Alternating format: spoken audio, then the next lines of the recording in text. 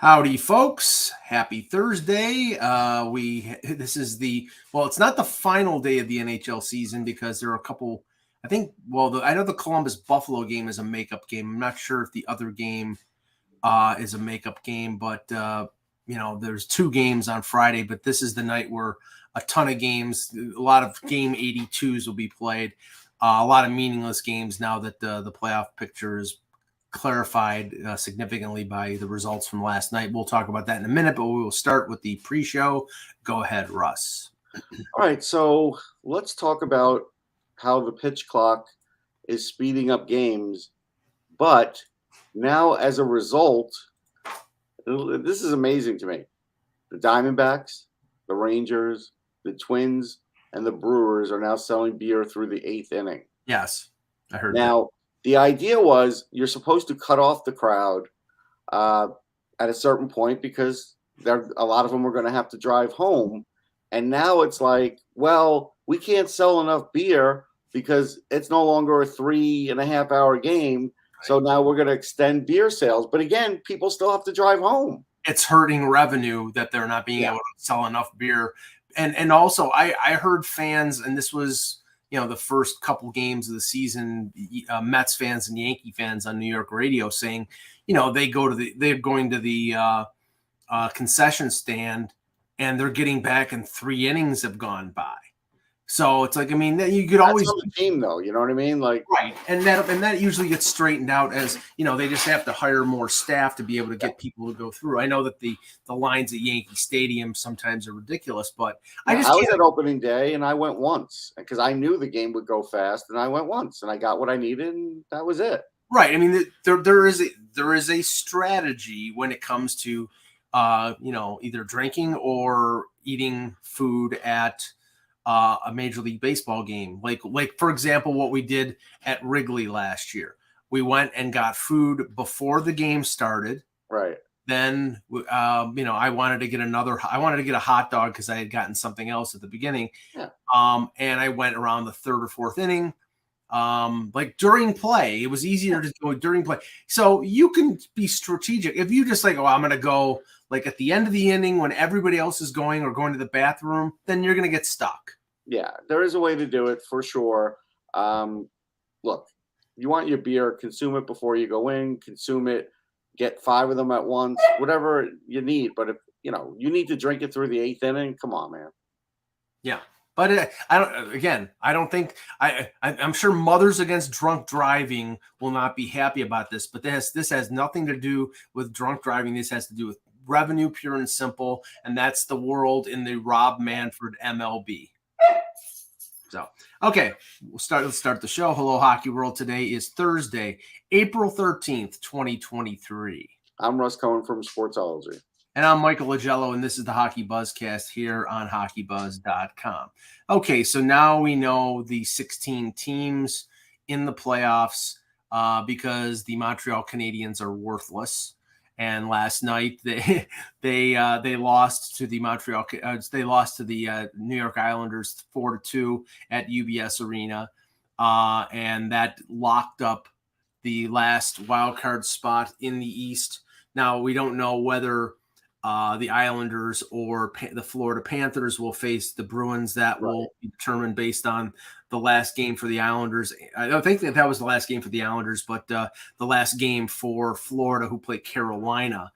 But let's talk about the Islanders because I know that a few of our friends in the chat who are on Twitter decided to throw their barbs and their spears and arrows and slings and all that at us because we're perceived as being. We didn't pick them this year, but I've picked them in previous years. I have to point that out. We are being perceived as being anti-Islander, and honestly, I'm more anti-Islander fan than I am anti-Islander because they're a bunch of miscreants. But the team, I think Sorokin. Soroka's. If I had a vote for the Vezina, Sorokin would be up there. That's a general manager's vote, but I would vote for Sorokin as maybe a top 3 finalist for the Vezina.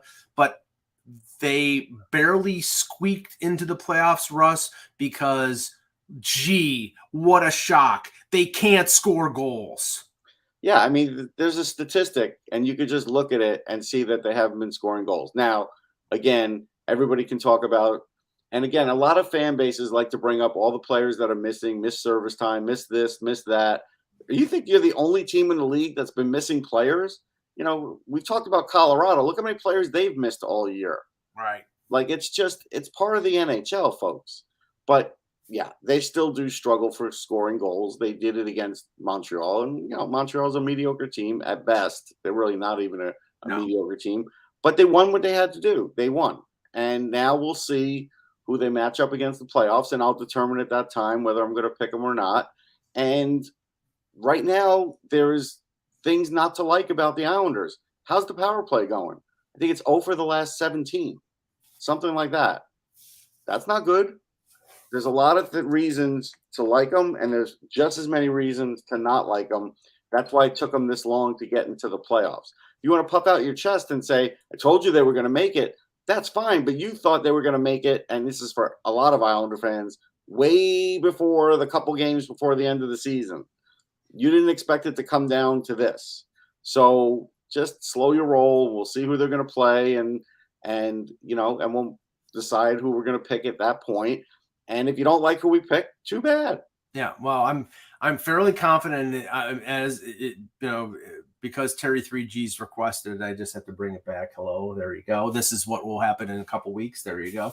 But I mean, okay, to me, this is more, and you can throw this opinion away if you think this is more of a Pittsburgh Penguins loss than it is a New York Islanders gain. Yes, did the Islanders play better down the stretch without Barzal? Sure. Pittsburgh had them. If Pittsburgh could have just done their job and beat, but they didn't. I'm not going down. They didn't. But they didn't. I'm saying, and the Islanders are the beneficiaries now. Whether they play Carolina or they play Boston, they have a puncher's chance because they have Sorokin. But do I think they're going to win? No. Of course not. I think Boston will beat them in 5 or 6 at the most. I think Carolina probably will beat them in 6. We'll do our predictions as the series. Yeah, I'm not ready to say yet because I want to see who they're playing, who's hurt, right, who isn't hurt. I mean, if Barzal's coming back, which I haven't heard anything about him coming back, but if he does, then that gives them more of a chance. Defensively, they're very good. They're physical enough to withstand the sort of punishment that the Bruins will put out.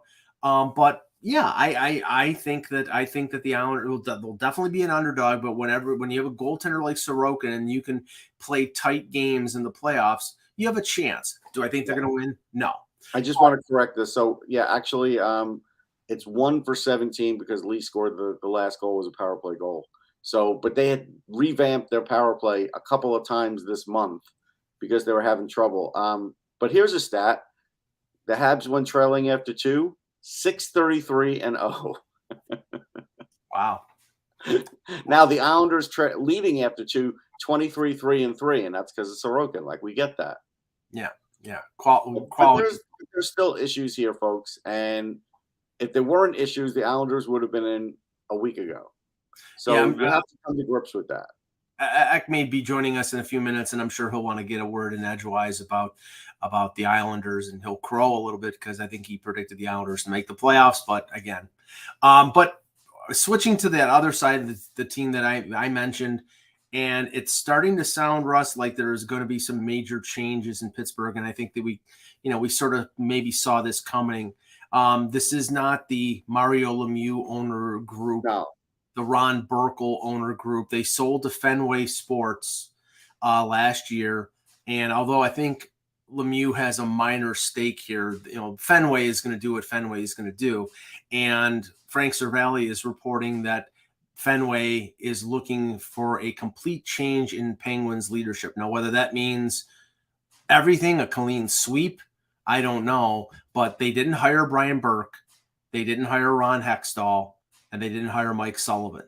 Now, Mike Sullivan won 2 Stanley Cups, but the team is, I think, struggling. Remember they lost to Montreal in the bubble, and they've not had any real success over the last couple of years. So I think it's going to be a clean sweep. And if it is a clean sweep, Russ, then I think Brian Burke, as I said a few weeks back, I think Brian Burke could be in the mix for the Flyers team president's job. But what do you think? What do you think it's going to be?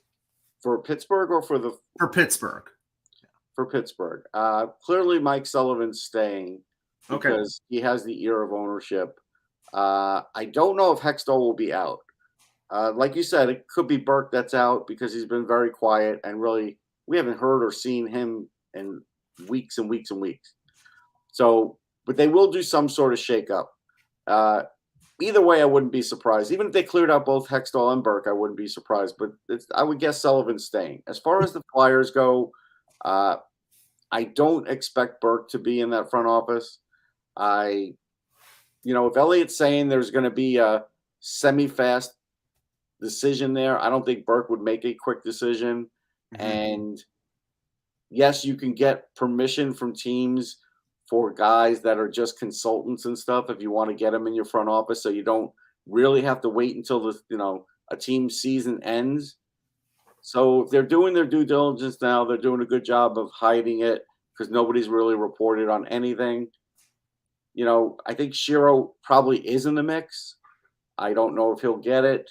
I think it still could be one of those early names that we heard, like Ray Whitney or somebody that Danny Briere likes. It could end up being that. So the thing is, I'm not going to be surprised by anything. I'm not going to be surprised if the Flyers bring in someone with tremendous experience, and I'm not going to be surprised if they bring in someone with very little experience. Well, I tried to do some research before the show started. I couldn't find out how lengthy Burke's contract is, but I think this is year 2 or year 3. I think it's year 2 because he was with Sportsnet before then. Right. But he was hired by the Lemieux Burkle group. But clearly this pays better than Sportsnet. Right. But I think this is, this was basically, might be my last kick at the can in terms of management. So I'm going to take this, but he can always go back to Sportsnet. He was doing a good job there. He was pretty entertaining in his role. So if this is the end for him, if he doesn't get the Flyers job, then that might be the case. But Sullivan, he signed an extension. I'm just looking at the date. He's safe. Last August, and the extension doesn't start until the end of next season. So he's got 3 more years on top of next year.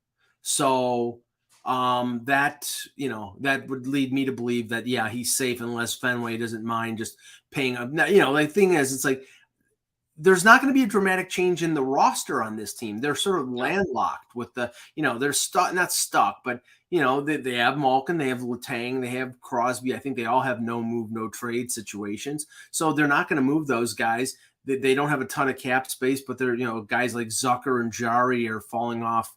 So there probably is going to be some change in management, also some change in the locker room.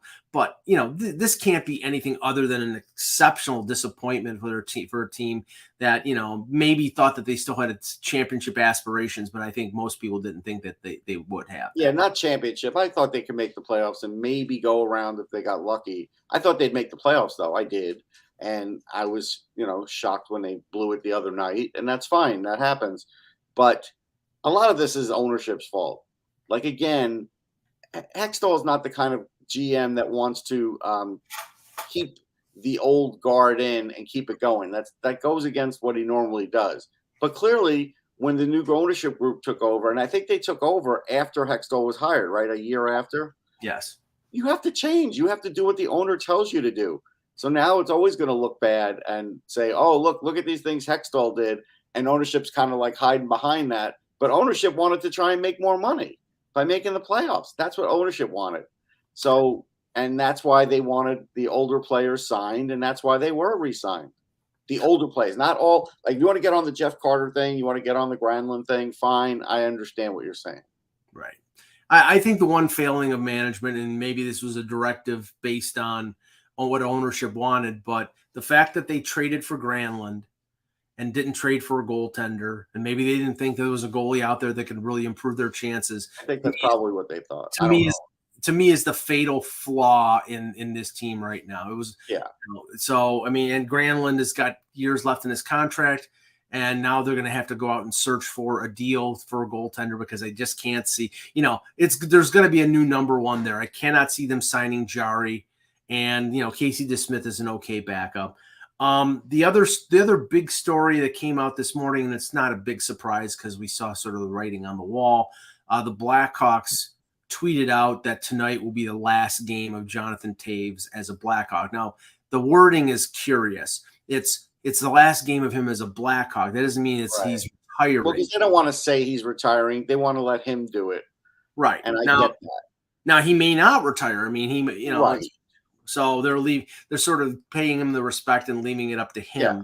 But the interesting thing is, and again, we thought this pretty much leading up to the deadline, and Mark Lazarus tweeted out that the Blackhawks GM Kyle Davidson did not offer Toews a contract or Patrick Kane a contract, and he said that he wanted to clear the deck for the next generation of Blackhawk leaders that have the same opportunity to build something that Kane and Toews and all the core guys had. So, this is the end for Jonathan Toews in Chicago, and it's just a question whether, it's the end for Jonathan Toews as an NHLer or whether he signs someplace else. But the Blackhawks really, this was absolutely a disgusting year for them with all the stuff with Kyle Beach and really just tearing down what was a great organization and not qualifying guys like Kubalik. And, they really have torn this down to the studs, and now they're hoping that they win the lottery. And thanks, guys. Thanks. I'm sorry I'm late, guys, but I was just, it's funny because I'm driving home right now from a doctor's appointment with my son. I'm listening to XM, and Shane Malloy's on there, doing his thing. Right, doesn't know anything. He doesn't know anything. Right, he doesn't know anything. And he's talking. They asked him how long he thought the Chicago Blackhawks rebuild would be. Like how long if they, how long if they don't get Connor Bedard? How long if they do get Connor Bedard? His answer was 4 years either way, which is that's probably accurate. They 4 years until actually what he says 4 years until they get to the point where the Sabres are now. That was basically what he said, which is completely playoff ready, right on the edge about making the playoffs. Mm-hmm. I think that's pretty accurate. As fans far as don't want to hear that though, like they don't. Fans don't want to hear that, and it doesn't always mean that's the case. That's just. Logically, that's what happens, right? Logically. The funny thing is, like, if you look at the teams that are competing for Bedard and say, okay, Arizona, they have Gunther, they have a couple young players like Keller, they have a goalie in Vamelka, they have the semblance of, I think they're terrible, but they have at least a few pieces. Anaheim has got McTavish, and they've got Zegras, and they've got Drysdale, and there's, there are pieces there, but there's a lot to be desired. Chicago, but when I say they tore it down to the studs, they traded Lafferty and McCabe and Domi and Kane. And I can keep going. We only have an hour show here. They may have even torn down the studs, Mike. It's like kind of, and they went to the point of getting a goalie as bad as Peter Mrazek to tank. So finished the Penguins season. How good he was. I know he did. But I'm just saying. Think about this. So, and I do agree with Shane. I do think it's about 4 years for them. Yeah. So if you extrapolate for a team like the Flyers, who are just admitting to doing it now, it could be 4 years from now.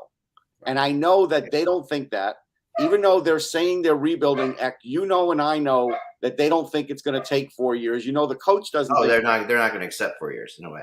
They're not going to accept it, but it could very well take that long. It could take that. But, they are going to battle. But here's the difference. With some teams will accelerate that process by being super risky and trading away draft picks like that, and try to accelerate it. It doesn't even work. But what the Flyers will do is the Flyers will move some of these draft picks and that they have not this year's first necessarily, but maybe next year's first to get a bunch of picks to get rid of Kevin Hayes, like attach get rid of Kevin Hayes, and also to bring in start bringing in players that would more affect now. Like the Flyers do have some guys. The Flyers are when you look at the levels, like there's Flyers have like some guys are like Farabee, Konechny age players, which still have another 5 years that they're going to be good. Then Frost and York. And Frost are just below them, and that Frost and York is basically where like all the Anaheim players are, right? Like they're in that range. 21, 22. 20. Yeah, and so Anaheim's got a but Anaheim's got a lot higher talent level for the 21, 22-year-old. Right. But they don't have necessarily the talent level that the Flyers have above that. Oh no, they do. Like, I think you're overrating the Flyers' talent level. I do. I think Farabee and Konechny are both talents. I think. Yeah, but I mean, they're talents in the sense that they're 55, 60-point guys. They're not 80. They're not 80-point guys. They don't have any 80-point guys. Well, they don't have any 80-point guys, but but the Ducks don't even have the 65 point. No, I'm not saying I wouldn't rather have the Ducks still, because I think the Ducks are closer. I'm agreeing with you. I think you're underestimating guys like Troy Terry and Lundstrom, and they have a couple of defensemen that are, and they have Gibson, and Philadelphia has Carter Hart. So that's the other thing. Philadelphia does have, of all these teams, like of all those teams in the lottery, quote unquote. They have a goalie, they have a couple of defensemen, and they have a line and a half of forwards. That's what they have as far as, and it's going to take years to build on that. They could trade the draft picks for whatever they want, known talent. It's not going to work, because the other things that are at play here are Konechny's contracts running out. Right. Are they going to re-sign him or trade him? They're probably going to have to trade him because they're not going to have the cap space. Right. Anaheim just got signed, and he looks terrible. So now if he's bad for the next 7 years, that's a problem. Yeah, if he's good, that's great, but we don't know if he's going to be good yet, because this year was terrible. Right. You don't know what they're going to be able to get rid of Kevin Hayes. I would not give up a first to get rid of him, because I think I need those firsts. Yeah, and so you start breaking it down, and it's like the only reason I go back to the Rangers. The only reason the Rangers got better as quickly as they did is because of Fox and Panarin. Right. That's the only reason. The Flyers don't have any Foxes or Panarins coming. Well, but they went out and they signed those two guys. They actually went out and they found Fox. But those guys wanted to be there. Sure, no question about it. And the one guy who wanted to go to Philadelphia, they wouldn't sign. Right. No, I didn't come on today to defend Philadelphia. I'm just saying that you are bringing up a point. Yeah. That I do believe is a big time discussion point in the organization, and I believe they're getting it wrong if they think there's a shortcut here, because there isn't. And I think that they know they're getting it wrong, and I think that's the other thing. Also, I think for the first time, Russ. No, for the first time, I think they know that they've been doing it wrong. Like, I think that they. Well, okay, that's good. At least I really do sense. I mean, I've talked to a lot of people deep within that organization now that are a part of this rebuilding of management and all that stuff. Right. And they're very much looking at this a different way than they've ever looked at it before. They're very much more systematic about it, which is good. And they really are. They would have built. I mean, the Flyers, they've made the playoffs 17 straight years in a row when I was a kid. Mm-hmm. There are people like that my age are like, the Penguin streak just ended at 18, but that's is the same. I mean, that's the kind of team the Flyers were back then, So the reality is, like, you have to. I mean, the rebuild is always a debatable thing, because you can always change quickly with certain things, and it can always go either way. Like, we've seen. Okay, so say Chicago gets Bedard, and Shane brought this up. Okay, Chicago gets Bedard. Bedard is, where all the other 18, 19-year-olds they have are like 3 to 4 years away. Say Bedard's 2 years away from being impactful. Like, he's impactful. He's pretty impactful the first year, but in 2 years he's already impactful, right? Sure. But the players around him aren't there yet, because they haven't been able. Those guys are still a couple years away. It's going to take them a while. They can pick up guys, because if you got Bedard, you can go sign some free agents, because free agents are going to want to play with Connor Bedard. That helps too. But still, he says they're 3 to 4 years away, right? Which is what I think which is how I think. And Shane, is going to be a GM someday, probably.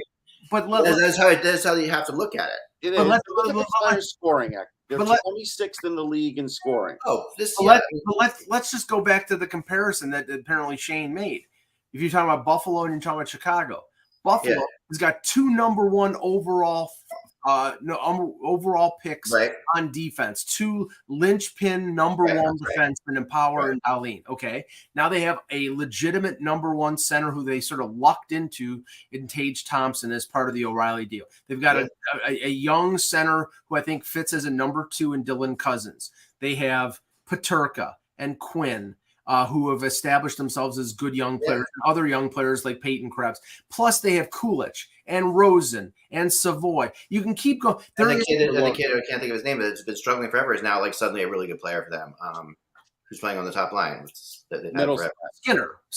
No, not Skinner. Middlestat. Thank you, Middlestat. Yeah, right. He's playing amazing right now. So, and they also, Kevin Hayes made a great trade to get Devin Levi. Remember, that was the Reinhardt trade. We talked about, like, the Panthers made a great trade to get Reinhardt. It was a good trade for both teams. So you've got a core group up the middle on defense. You've got support players who are all on cheap contracts. You've got guys who are falling off, like Oposo, guys that you're probably going to move out, like maybe Olafson, and you're going to need to get a goaltender, and you need to sign those 2 defensemen. But they're in a position, and this is after sucking for a dozen years. Oh, yeah, no, they were terrible for a long time, and that's what the Penguins did too. Remember, before the streak, they were terrible for Fleury, Malkin, Stahl, Crosby. Whitney, Crosby, yeah, all like very high picks, if not first overall. Like they were top 5.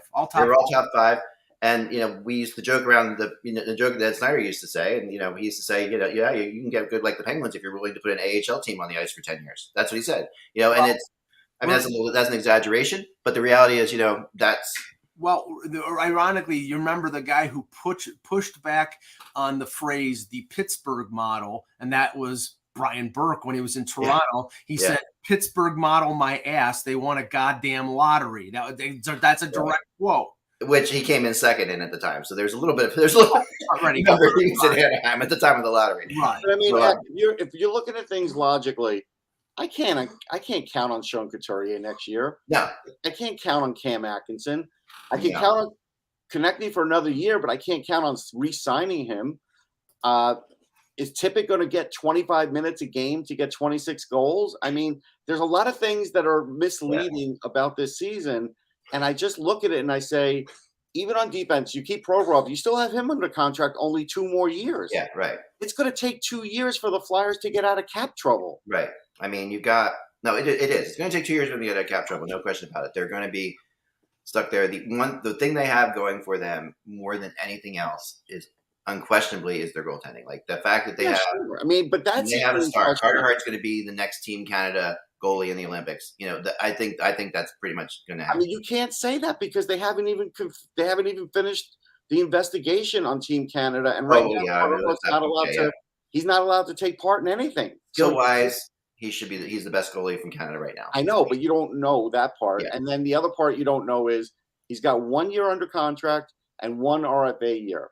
We don't know how he's thinking about it. Yeah. We don't know if they're even going to offer him an extension in the summer, which they might not. Right. So there's a lot of ifs there. A lot more than but rebuilding is such a we talk about it so often. It's a fascinating thing because the right way to look at it is the way you and Shane are looking at it, which is like the GM perspective of like this is realistic. But then we see but the realistic thing happens in cases like Buffalo. The realistic thing happens in cases like Edmonton. Like Edmonton's a great example, right? Because they got McDavid and it still took him a long time to get there. A long time. Right? But then Pittsburgh gets Crosby and they're there pretty quickly. But that was based on incompetence, not on, the fact. I mean, they did not effectively build a team around McDavid until Holland got there. Because I think the missing part with the Pittsburgh part is everybody says, well, they got Crosby. No, they traded up and got Marc-Andre Fleury, a top 5 goalie in the league. If they didn't get Marc-Andre Fleury and Casey Smith was their goalie with Crosby, they may never have won a cup. No, and a goalie is everything. Like that is everything. At the end of the day, I mean, that's the Vegas Golden Knights. Now, if the Flyers had Carter Hart on a cheap rate for the next 5 years, I'd say it would take a little less, but they have to give him a raise. It's like I would just, even in 2 years, if the cap goes up $5 million, and even if they clear out 2 contracts in this offseason, you're still taking 2 years to get to that point. Yeah. Oh yeah. No, it's not. I mean, I think they're too. Yeah, definitely. I mean, I don't see them as a playoff team next year, at all. And I don't think, and it's impossible to even say like we have no perspective of what's good, who they're going to get, what they're going to do. But they're not a play. I mean, they were not that. I mean, they were far away. They were far away. I'm not here to defend them. All I'm saying is that I do sometimes and we've had this discussion before. Like there is a really good, logical, safe way to approach this, which teams don't often do, Russ. See, I'm sorry. Very rarely do they do it. Like very rare. Like what's the team that has built the slowest? Carolina. Let's go with Carolina. Being on the outside, I think I have a unique perspective when it comes to the Flyers. The Flyers lied to their fan base this year. Plain and simple. They misrepresented what they were. If everything falls into place, if Couturier is healthy and Atkinson scores 30 goals and Ryan Ellis comes back, and great. It's like if I win $1 billion, I'm going to get a date with probably But you know what I'm saying? It's like it was all a line of. And Ryan Ellis is a perfect example of what they will do again. Like they'll do that again because this team will not accept waiting around. Like they will make that move again. Right, but the warning signs were there, Eric. I'm going to go back to the press conference for Ryan Ellis. The press conference was, and I forget who asked him the question. It may have been Sam. Well, what about your previous injury history? And he's like, I don't have one. All I did was hurt my hand this year, and he got all uppity about it. Yeah. And sure enough, his injury history was the major part of the Ryan Ellis trip.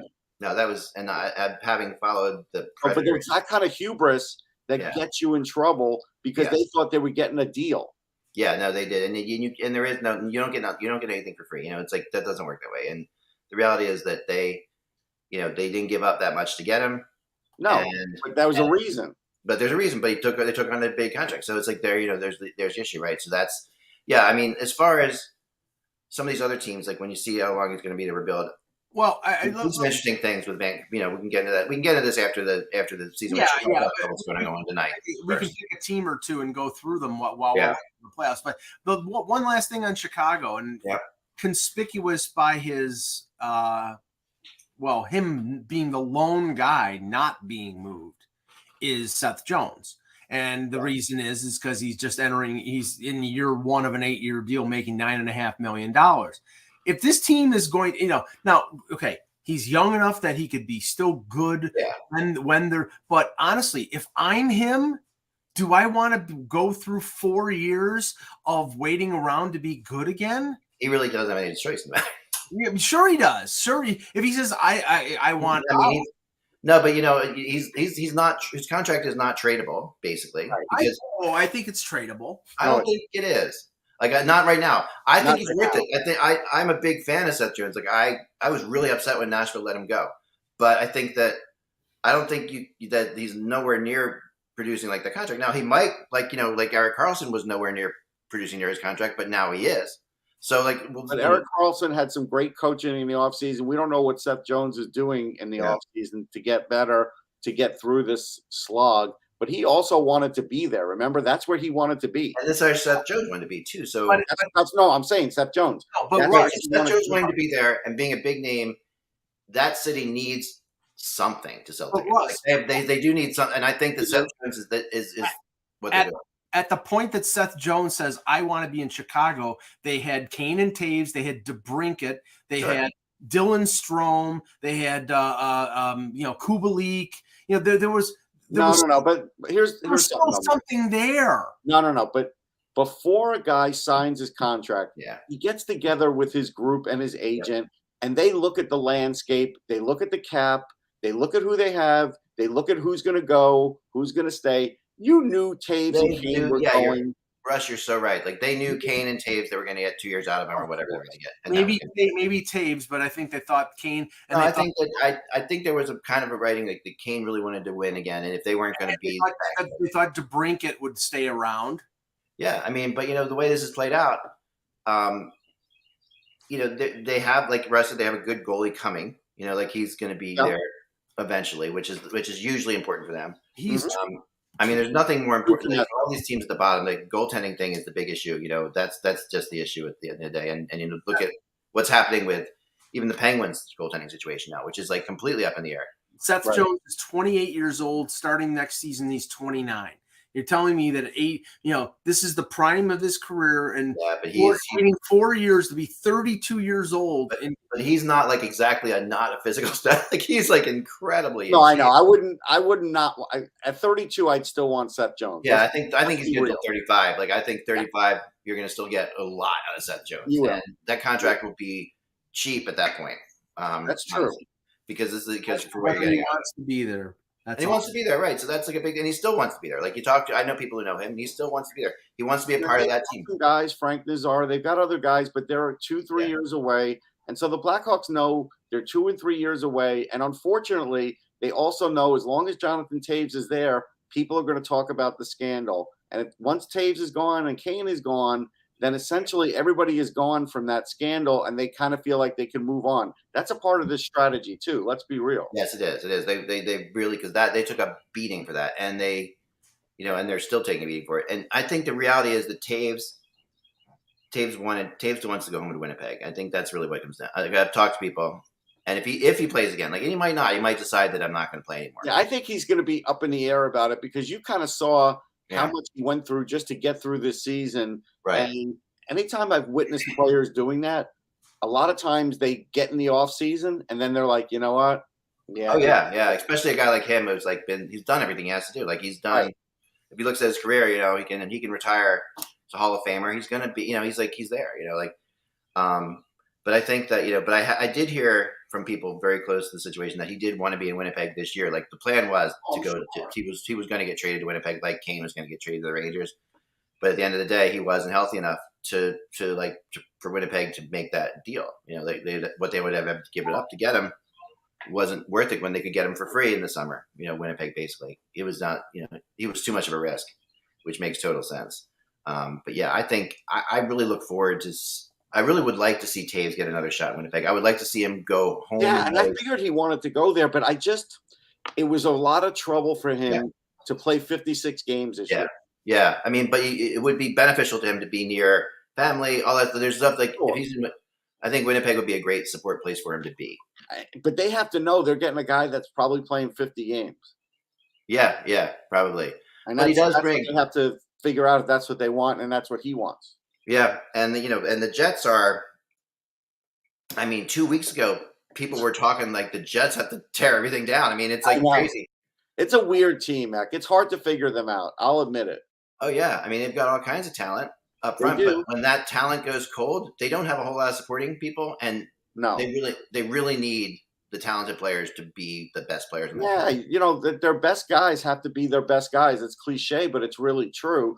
Hellebuck's always good, so they always have a chance with Hellebuck in there. But there's so much other stuff. I mean, their blue line is pretty good. It's not great. They have good puck movement. They have good guys on the power play. Yeah. You do kind of question Scheifele even at this point. Like you keep hearing these things like maybe he doesn't want to be there anymore. I don't know. I mean, we could do the postmortem on Winnipeg after they lose, but the thing is, it's like, I mean, okay, Wheeler's got a year left in his contract. Scheifele's got a year left in his contract, and most importantly, Hellebuck has a year left in his contract. That's everything right there.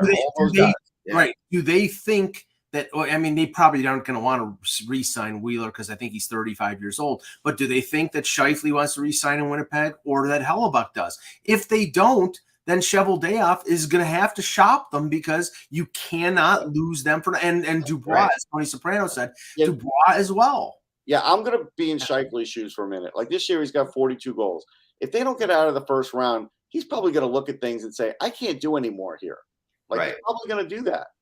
Dubois wanted out of there since he's been there, right? So they do have a problem, and they are going to end up turning over a couple of these players. I mean, Wheeler definitely. I mean, that's obvious. Yeah, I think Wheeler is, if they can. I mean, they should be able to move Wheeler out, but yeah. I mean, and there's only 1 year left. The Bruins will take him. It's just a matter of when. Yeah, or if they could possibly. I mean, the big thing on that is, but like the guys that they really are depending on, some of their younger guys. I mean, the one guy gets hurt this year, and that just killed him. Yeah, but Kyle Connor is still great. Like they have enough. Connor's but a bad year. Yeah, even Ehlers, who has been hurt a lot, for the time he played, he's been really good.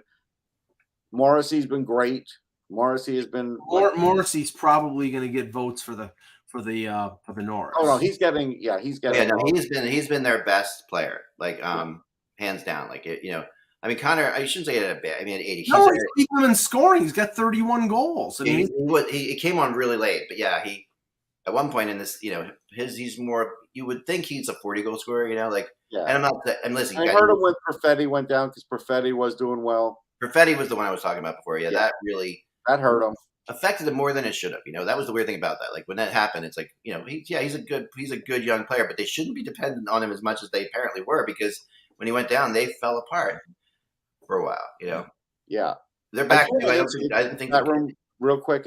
So Robert Ferguson says, question: do you think someone like Bedard or Fantilli would even say the new college rules that I'm going to stay at college for 4 years because I can get $1 million endorsement? Well, he wouldn't stay there for 4 years, but if I'm going to take him at his word, which I am, saying that he's going to go back next year because his brother is there and he could room with his brother, then yes, I think Fantilli will go back to Michigan next year and he will collect all the endorsements. Yeah, yeah.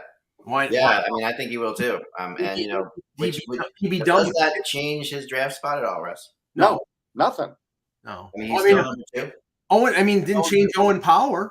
Owen Power went back to Michigan, and the Sabres knew. Yeah, that was but there's more talent, and that was a really like a less heavy top heavy draft. Yeah, I think that's fair. Like I said the other day, there's definitely teams that would take Carlson. He's having a great playoffs. He's a tremendous player, but there's more teams that would take Fantilli. So right now, I have to say Fantilli will go too. Yeah. This year, I wouldn't be shocked if someone went Carlson, but he's not going any lower than 3. And even if he says he's not saying right now that he won't go back to college, which they all do when they play the game. But even if he were to say I'm going back to college, he'd still go 2. Yeah. Yeah. He seems to be that strong, and most of these you'll get him on the back end next year anyhow. Right, they're not going to really. Yeah, right. And another year out of him in college is going to be good. It's going to help him, and he's going to make money too. He's going to make more than what he could make on his ELC. So he'll sign an ELC at the end of the year, like everybody else does, and he'll burn a year anyway. But the reality is, I think that's how it'll play out. So let's get into tonight a little bit. Well, let's 15 games. Yeah, but let's start with this because we talked about this with Joe Yerdon. Yeah. And again, I have to sort of beat up on the Sabres a little bit for what they planned. I mean, okay, it was widely known here over the last week or so that Craig Anderson was going to finish off his NHL career playing tonight against Ottawa. Right. Maybe the Sabres still being in the race complicated that, because this game, had they won against Florida last week or had they won against New Jersey, would have been a game that had a lot of meaning. Instead, what they did was play a 21-year-old Devin Levi in back-to-back games, which is just dumb. No. And no, it is dumb. Joe didn't think it was dumb. I don't think it's dumb. Kevin didn't think it was dumb. He's a young kid. He plays in college. He used to play back all the time. He was the hot hand. You're at the point where you're looking for a miracle to get in, because you got to win all these games. You got to hope other teams lose. Other teams did lose, so they had a chance. So let's go for it. What are you going to get out of Anderson? Let's go for it with a guy who's just breaking into the NHL, playing back-to-back. Come on. I mean, they should have played Anderson in that game, and they would have had Ottawa not been on the schedule, but everybody's drinking the Kool-Aid there and protecting. I'm telling you, I don't care what Colorado says. I'm telling you, Eck, that you could have played. And why didn't they play Anderson then? Because they were going with a hot hand. He was unbelievable against the Rangers. He won a game before that.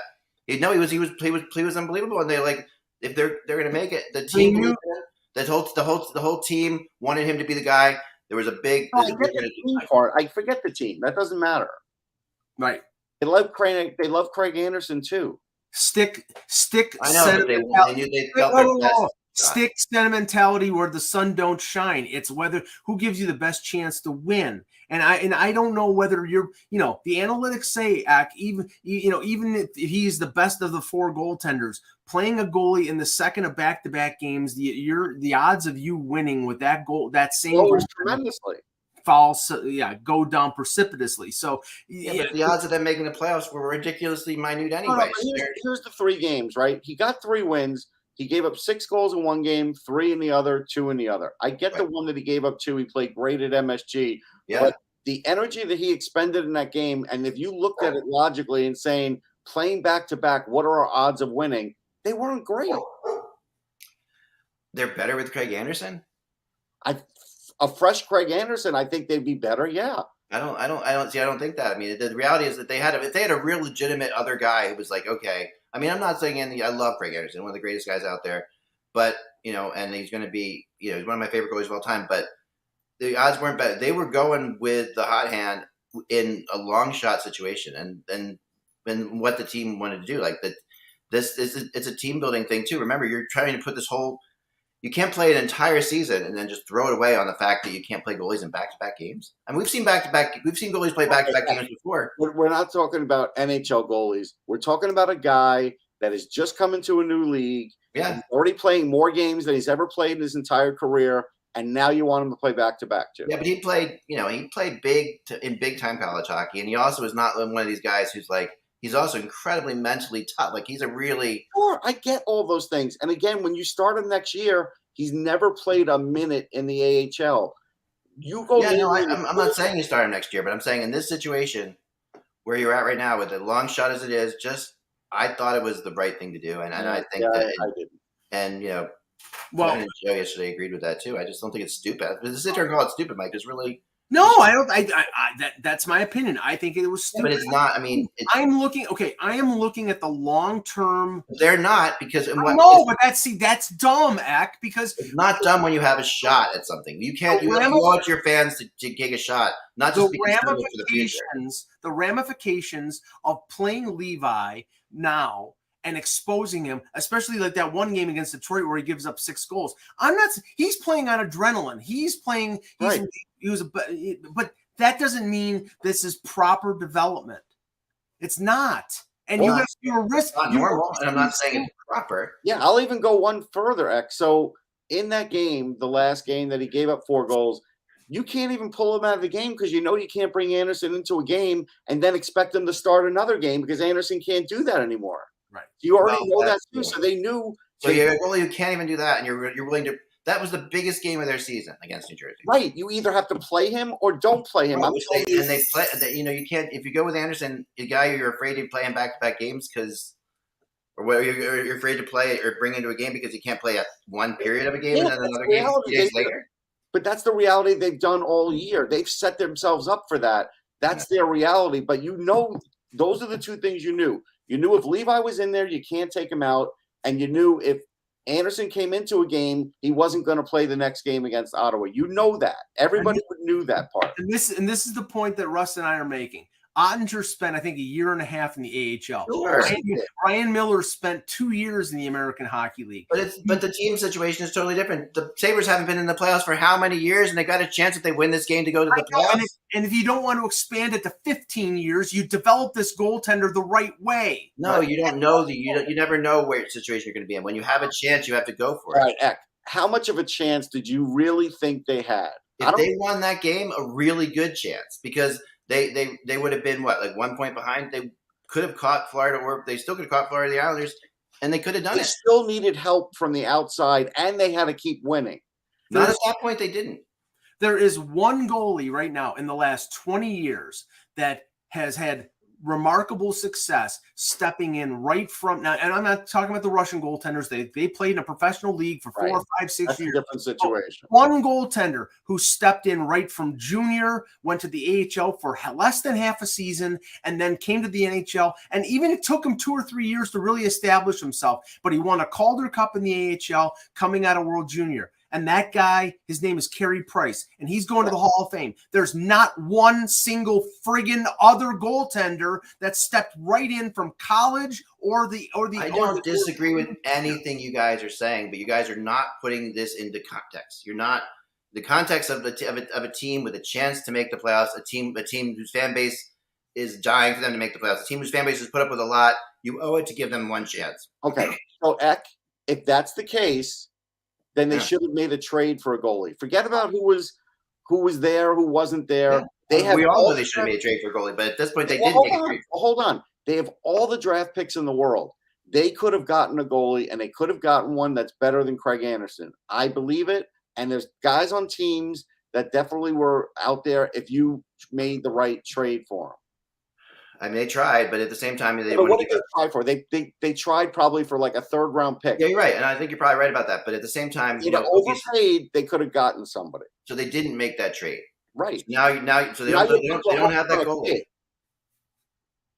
But they didn't make the trade because I don't think they legitimately thought that they were serious contenders. But then they got hot again, and then they got back into They it. didn't think they were serious contenders. Then they have no business starting Devin Levi all the games that they started. They were 2 wins away from making the playoffs.